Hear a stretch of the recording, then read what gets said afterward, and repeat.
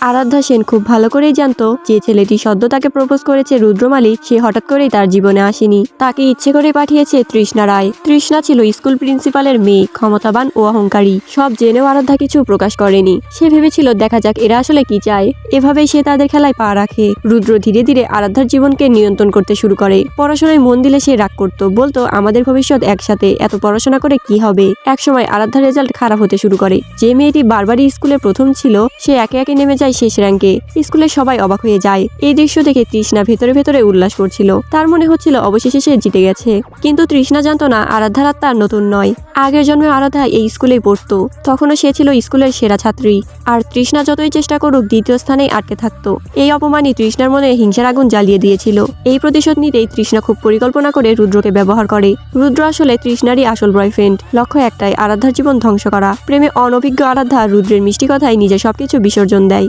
সে পড়াশোনা ছেড়ে দেয়, এমনকি রুদ্রের কথায় একটি ভোকেশনাল কলেজেও ভর্তি হয়। কিছুদিন পর তৃষ্ণার একটি ষড়যন্ত্রে আরাধ্যা গুরুতর অসুস্থ হয়ে পড়ে। সেই অসুস্থতার অজুহাতেই কলেজ থেকে তাকে বের করে দেওয়া হয়। সবচেয়ে ভয়ঙ্কর দিনটি আসে তখন, যখন তৃষ্ণা রুদ্রকে নিয়ে আরাধ্যার সামনে দাঁড়ায়। হাসতে হাসতে তারা পুরো সত্যিটা বলে দেয়। সবকিছুই ছিল একটা নাটক। ভেঙে পড়া আরাধ্যা হতাশ হয়ে পড়ে। সে মনে করেছিল নিজের ভাঙা তার দুঃখে ভরা জীবনটাকে শেষ করবে।